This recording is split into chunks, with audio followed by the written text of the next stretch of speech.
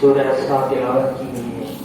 سورہ کہف یہ بہت ہی برکت والا سورہ ہے، اور اس کے بارے میں حضور صلی اللہ علیہ وسلم نے فرمایا کہ جو شخص اس کی شروع کی 10 آیتیں یاد کر لیتا ہے یا پڑھتا ہے تو اللہ تبارک و تعالیٰ اس کو دجال کے فتنے سے محفوظ رکھیں گے۔ اور حضور صلی اللہ علیہ وسلم نے یہ بھی فرمایا کہ جو شخص جمعے کے دن اس سورے کو پڑھتا ہے اللہ تبارک و تعالیٰ اس کے پیروں کے نیچے سے لے کر آسمان تک نور پیدا فرما دیتے ہیں۔ تو یہ سورہ پڑھنا چاہیے، سورہ کہف۔ اس میں جو ہے چند نوجوانوں کا ذکر ہے، انہم فتیۃ آمنوا بربہم وزدناہم ھدی۔ تو وہ نوجوان اصحاب کہف کہتے ہیں ان کو۔ ہوا یہ تھا کہ اس زمانے میں بادشاہ جو ہے لوگوں کو شرک کراتا تھا، یعنی میں خدا ہوں، میری پوجا کرو، میری عبادت کرو۔ یہ غلط بات ہے کہ انسان کو خدا مانا جائے۔ تو وہ نوجوان جو ہے سمجھ گئے کہ یہ جو بادشاہ جس کی جو دعوت دے رہا ہے شرک کرنے کی طرف، یہ غلط بات ہے، یہ ہم نہیں کرنا چاہیے۔ تو وہ نوجوان ان کے باپ دادا جو ہے وہ میلے میں لے گئے، جیسے پہاڑی لگتا ہے ویسے جو ہے ان کو میلے میں لے گئے۔ تو وہ نوجوان جو ہے وہاں شرک کے عمل کو دیکھ کر بیزار ہو گئے، اور جو ہے سب لوگ یعنی ایک کر کے الگ آئے، الگ آ کر دور ایک جگہ جمع ہو گئے۔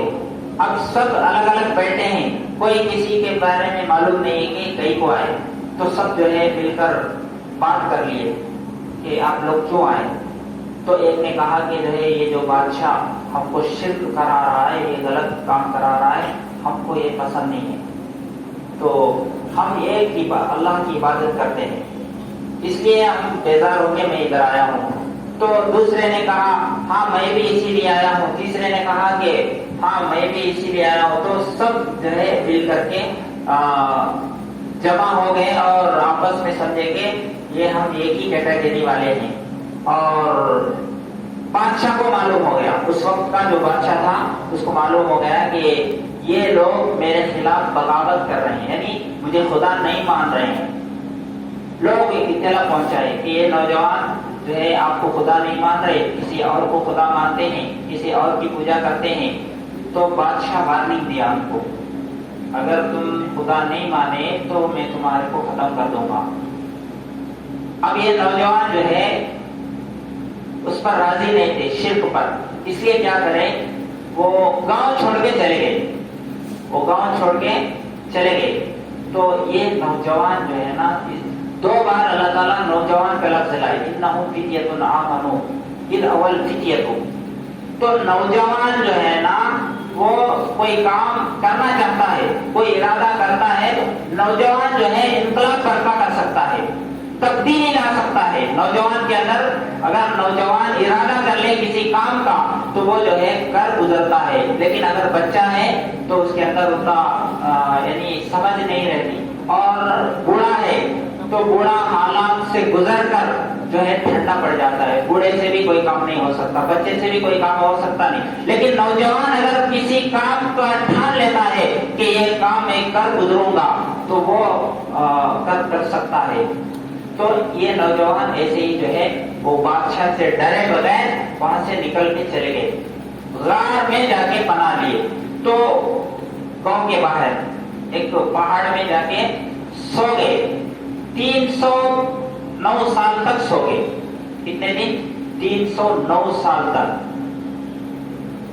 اب جو ہے اٹھے 309 سال کے بعد وہ نوجوان اٹھے، ان کے ساتھ ایک کتا بھی تھا، اور وہ کتا جو ہے، کتا ویسے اللہ کے نبی فرماتے ہیں کہ جس گھر میں کتا رہے گا یا جس گھر میں فوٹو رہے گا، کسی کی تصویر ہے تو اس گھر میں رحمت کے فرشتے نہیں آئیں گے۔ اور ایسے ہی جس گھر میں ناپاک لوگ رہیں گے، یعنی پاک نہیں رہتے، پپی ناپاک رہتے، عورتیں ناپاک، بچے ناپاک، مرد ناپاک، سب ناپاک، تو پاک نہیں ہوتے، تو ایسے لوگوں کے گھروں میں بھی فرشتے داخل نہیں ہوتے۔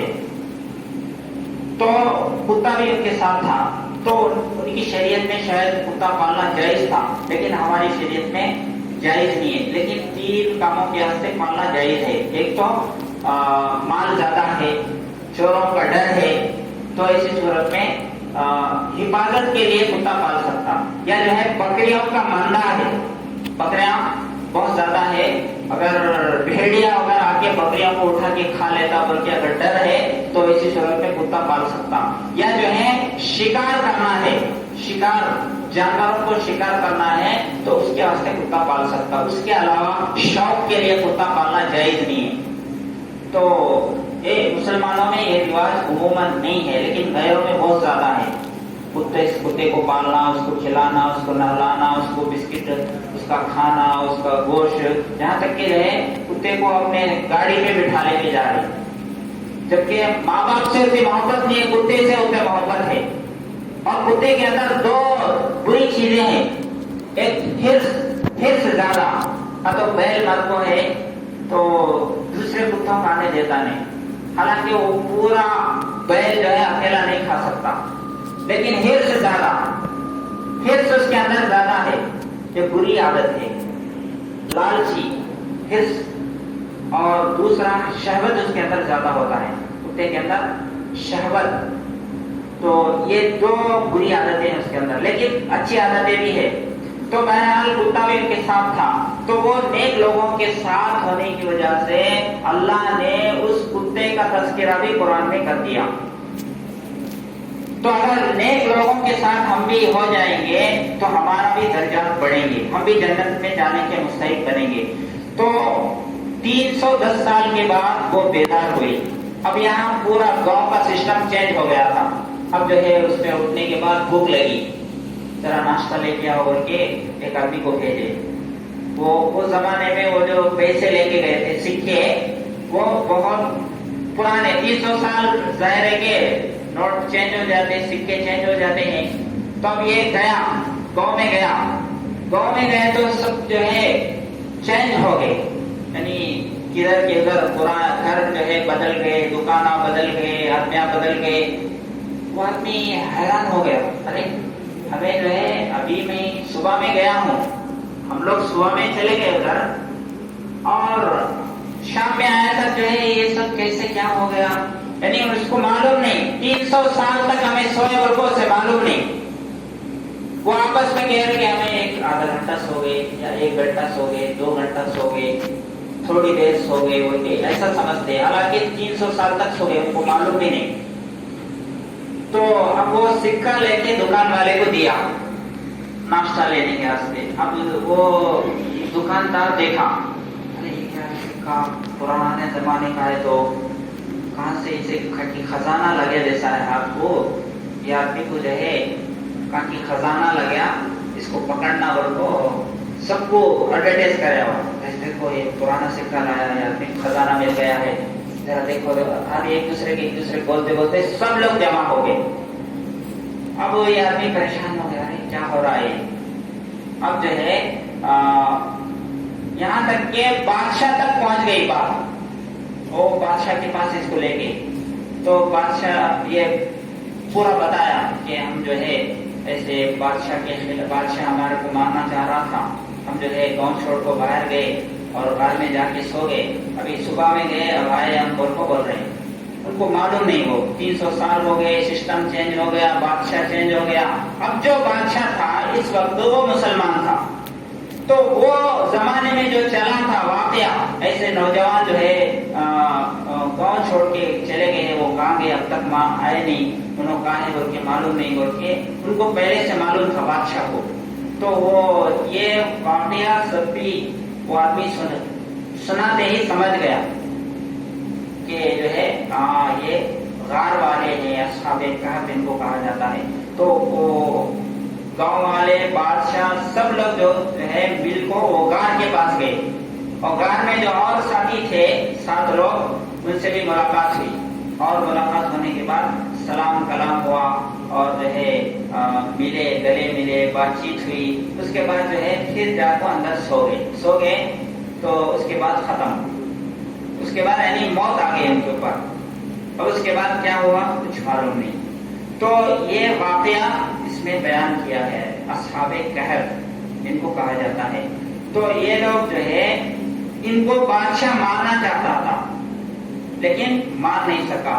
مارنے چاہنے والا خود مر گیا لیکن ان کو نہیں مار سکا. یہ بعد میں جو ہے اللہ نے زندہ. تو ایک مقصد اس میں یعنی یہ واقع ان کو 300 سال سلا کے پھر اٹھانے کا ایک مقصد یہ ہے کہ اس زمانے میں لوگ جو ہے مرنے کے بعد زندگی نہیں, مرنے کے بعد دوبارہ اٹھاتے نہیں, یہ سب بیکار باتیں ہیں بول کے شک پیدا ہو گیا تھا لوگوں میں. مرنے کے بعد کوئی زندگی نہیں ہے, کون بھی اٹھتے نہیں, کیا نہیں, وہ ہوتا نہیں, امپاسبل سمجھتے تھے.